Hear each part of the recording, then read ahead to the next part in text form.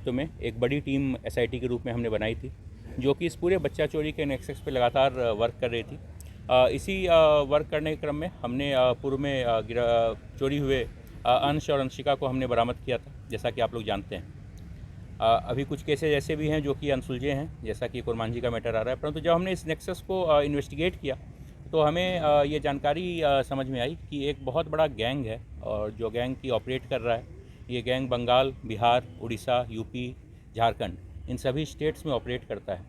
और इस गैंग का मोडस ऑपरेंडी इस तरीके का है कि ये लोग ऐसा ट्राई करते हैं कि उस प्रकार के बच्चे जो कि समाज के अत्यंत ही गरीब तबके से आते हैं, जिनके माँ बाप के पास लीगल अवेयरनेस नहीं है, या जो पुलिस को अप्रोच नहीं कर पाते हैं, उस तरीके के ये गैंग क्या करते हैं, उस तरीके के जो बच्चे ने जहाँ पे भी मिलते हैं अनअटेंडेड, बिना गार्जियन के, ये उन बच्चों को का अपहरण कर लेते हैं।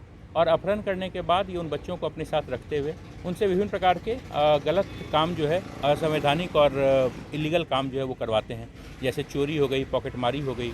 और इसके साथ साथ जो बच्चियाँ इनको मिलती हैं, उसके साथ जब वो बच्चियाँ एक पर्टिकुलर एज को प्राप्त हो जाती हैं, तो उसके उनसे जो है सो अनैतिक देह व्यापार का भी धंधा करवाने की बात जो है वो सामने आई है हमारे।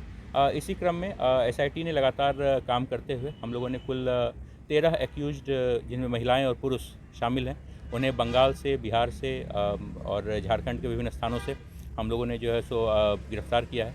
और गिरफ़्तार करने के बाद बहुत सारे हमें बच्चे प्राप्त हुए, जिन बच्चों का हमने वेरिफिकेशन करवाया, तो अभी तक हमें पता चला है कुल 12 बच्चे ऐसे हैं जिनका अपहरण अलग अलग जगह से किया गया है। जगन्नाथपुर के मौसीबाड़ी से अपहरण किया गया था, और इसके अलावा हमें संबलपुर से अपहृत बच्चा, बरियातू जो लातेहार का एक स्थान है, वहाँ से कुछ अपहरण किए गए बच्चे, कुछ बच्चियाँ धनबाद की और कुछ लोहरदगा से, जो कि विगत 2-3 साल में डिफरेंट टाइम्स में इन लोगों का अपहरण जो है वो किया गया था। इन सभी बच्चों को बरामद किया गया है, और बरामद करने के बाद हम लोग जो आगे की कानूनी कार्रवाई होती है वो कानूनी कार्रवाई कर रहे हैं। जब तक बच्चों के परिवार का हम लोग सत्यापन करते हैं, तब तक जिला प्रशासन के द्वारा जो भी आवश्यक सुविधाएं हैं वो उन्हें मुहैया कराई जा रही हैं। और एसआईटी का जो ये कार्य है, ये कार्य अभी आगे भी जो है कंटिन्यू रहेगा। कितने बच्चे सर बरामद किए गए? 12 बच्चे, 12 जी।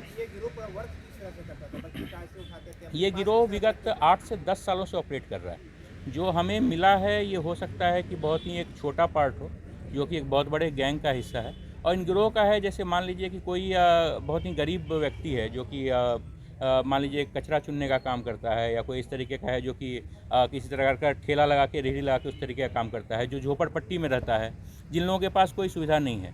जैसे ही इन्हें मौका मिलता था, उनके बच्चे अनअटेंडेड रहते थे, तो ये लोग उनको जो है सो अपने साथ लेकर चले जाते थे, और लेकर जाने के बाद कुछ दिन रखने के बाद फिर वो उनको अपने विभिन्न प्रकार का जो इलीगल कार्य होता है उसमें यूज़ करना शुरू कर देते। मतलब ये बेचते नहीं थे, अपने पास रखते? जी नहीं, ये बेचते भी थे।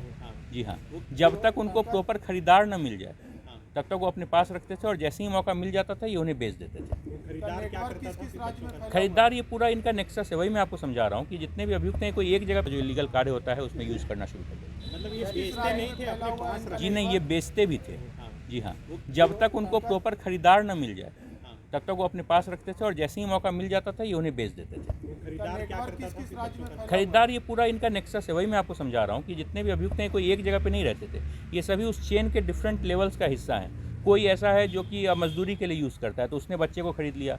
कोई ऐसा है जो कि मान लीजिए अनैतिक देह व्यापार के लिए यूज़ करता है, तो उसने अपने हिसाब से अपने कुछ बच्चों को अपने पास रख लिया।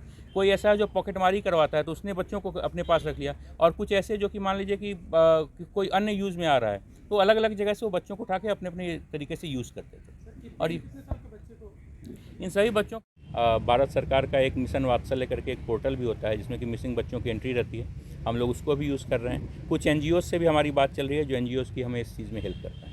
सर, जो बच्चे मिले हैं वो क्या मतलब ये स्वीकार रहे हैं कि ये उनके माँ पिता? जो बहुत सारे बच्चे जब अबोध रहते हैं, आपको ऐसा पता है कि चाइल्ड मेमोरी बहुत ही शॉर्ट होती है।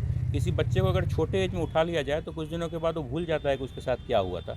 तो अधिकांश ये लोग जो है सो उसी तरीके से प्रयास करते थे कि जो छोटे उम्र के बच्चे हैं उसको ये लोग उठाएं, ताकि 2 साल, 3 साल, 4 साल के बाद वो जहाँ पे गए उसी रूप में ढल जाए, मतलब उनका कोई पूर्व की याददाश्त जो बचे नहीं। कुछ बच्चे जो कि सेंस में हैं, जिन्हें कि थोड़ी अधिक उम्र में उठाया गया था, उन लोगों ने स्वीकारा है कि उनके साथ जो है घटना घटी थी। बच्चों के परिजन का कभी तक बात? अभी बहुत प्रारंभिक स्टेज है, हम लोग उस चीज़ पर अब वर्क करेंगे। डीएनए प्रोफाइल कराएंगे? जी बिल्कुल कराएंगे। ठीक है, धन्यवाद।